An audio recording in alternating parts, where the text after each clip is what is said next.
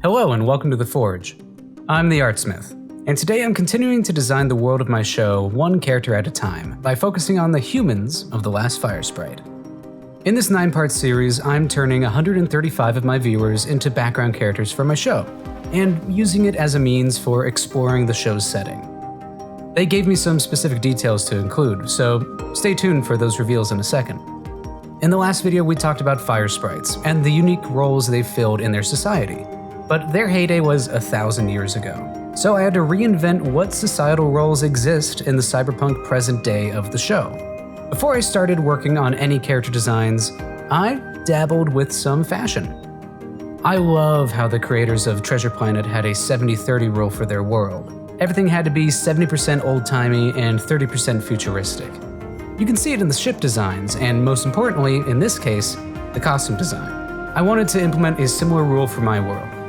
I've pretty much figured out that for the clothes of this world, they are fantasy in design, but sci-fi in materials. It's fantasy and punk. Fantasy punk. I started with knights and turned them into the police force. I like the idea of their armor reflecting their rank. A lot of the time, I just found different random spots and made them illuminate. I really liked my combination of pirates and pilots. So much so that I ended up fleshing out the concept of sky sailors. Their ships are lifted by gravitite ore, the packages they deliver are chests. I love them. I messed around with farmers, school uniforms, and a few others, but you can see just how much this exploration made the world suddenly feel more lived in. For every occupation, I searched for its fantasy equivalent and combined them to make outfits that felt unique and at home in the world of the Last Fire Sprite. Now, with those sketches out of the way, let's get into the subject matter of today's video: humans. Where does humanity fit into a world of wacky fantasy species and monsters? What makes them stand out aside from the fact that they look like us? Well, I decided that the humans' greatest strength is their adaptability. This innate skill makes them capable of achieving whatever they set their minds to. Their amazing adaptability allowed humans to spread across the globe, and some scholars still speculate their true origins. I like the idea that they're not originally from the continent that the show takes place on. They value individuality and tend to dye their hair, and sometimes even their eyes, to set themselves apart. Unfortunately, the previous war has left a lot of collateral damage in its wake. Many residents of Pact and other cities need cybernetics. However, lower levels don't have access to state-of-the-art technology and have to make do with less quality prosthetics. I think we have everything we need now to design some humans set in the world of the Last Fire Sprite. Let's jump right into our first winner. Jessica Henry asked for her character to have an all-black or all-white eye and a scar on their eyebrow. I was still riding the high from my Sky Sailor designs and decided to make Jessica's character one of them. I made the all-white eye a prosthetic and put the scar across the same eye. After making 15 portrait-sized designs for the fire sprites, I considered how long it was going to take me to do every design going forward, and I changed my tactic and will draw all future designs at the same size they will be on the page. This led to quicker and, in my opinion, better designs overall. I can't wait to see this character sailing across the sky in a future episode. Madi.S provided an image of their character, which was a lot of fun to interpret into the style of the show. I decided to make her an explosive arms dealer and covered up her burn with gold cybernetics, mimicking her mask in the original drawing. Did she get that injury from her work or something from her past? Who's to say? But I think she'll make a great addition to the underground market below Pact.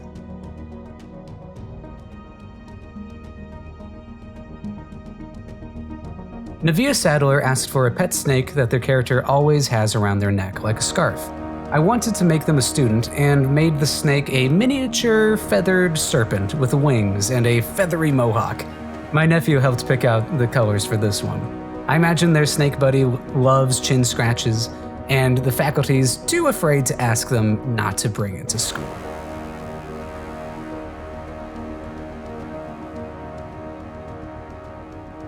Benny Rex wanted their character to have brown and pink hair with scars and an eye patch.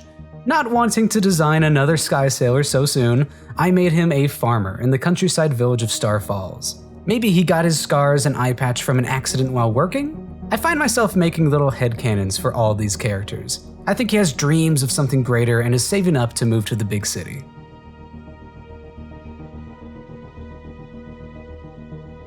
This person didn't put a name where they should have, which sucks because I really love how this design turned out. She asked for dark skin and for a character to have leukocoria, which I had to look up. I think the best way for me to illustrate it in her design was by making her pupils white, like Marcille from Dungeon Meshi. I really leaned into this blue and orange color palette, but will admit that I have zero clue what these are on her head. Are they cybernetics installed into her head, or just really cool hair pieces? You decide.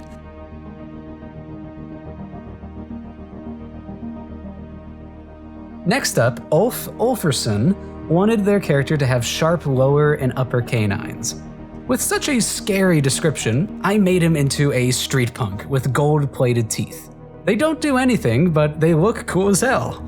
I imagine despite his intimidating appearance, he's actually really nice and just really likes the aesthetic. Or he's a bounty hunter. He could be anything with that mug.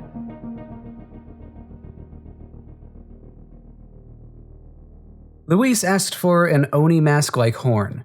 This was more difficult than I imagined because I have an entire species who have horns. That's literally their whole thing. So how do I make this guy fit into that? Well, I leaned into it all being cybernetics. In fact, most of his body is machine, just to play around with the idea. He's had a rough past for sure, but lucky for us, that means he gets to look pretty badass. I think he could easily be a crime lord or a crime lord's muscle.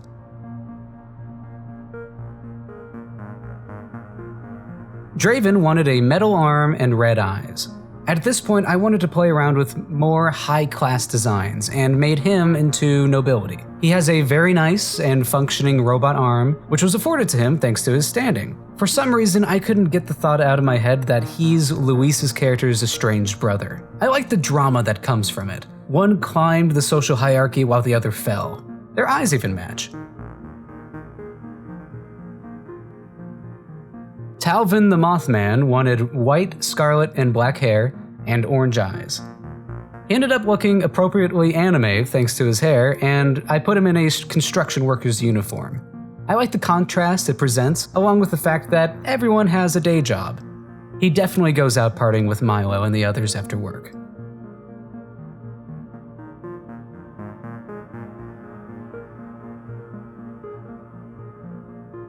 Lydia Gittings asked for a claw scar on her left arm, which I had to find some way to fit into this portrait shot, of course. I was playing around with making her a medic, or maybe a pop star? It's hard to say. But I gave her this cleric-like cloak nonetheless.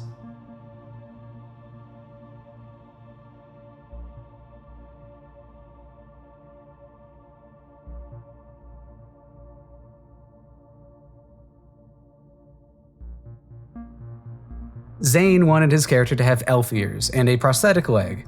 One, you're just gonna have to trust me that his prosthetic leg is out of frame. And two, how do I give this man elf ears in a world with no elves? Jewelry and fancy earrings, of course. I imagined him as a hacker who spends most of his time laying low.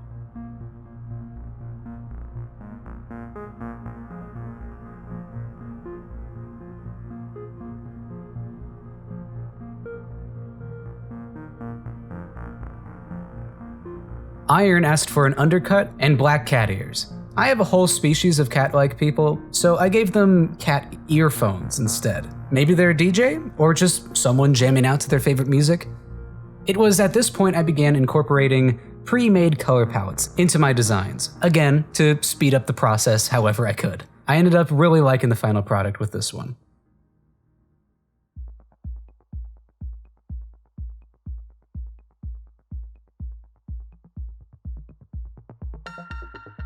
Kadence Marciano gave me a very detailed description of how she wanted it to be represented, so I didn't have to do much thinking with this one. I grabbed a color palette that matched her description and fleshed her out.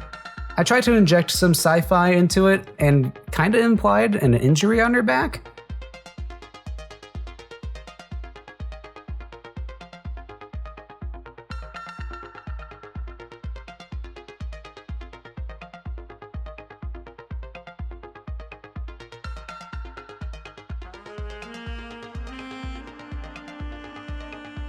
Nightlight let me choose their character's traits for them. So I jumped right in and designed a very grumpy kid. I don't really know why, I just thought it'd be cute.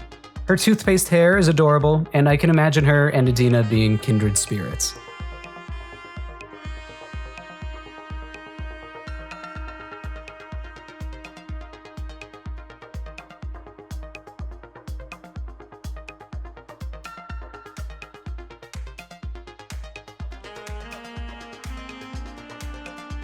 Finally, Hailee Tillinger also let me design their character for them. And I wanted to draw another elderly character.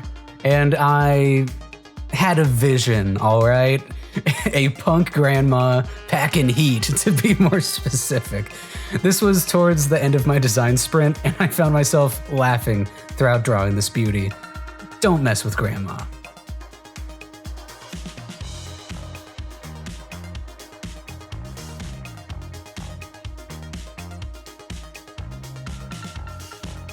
And there you have it, a page of 16 humans.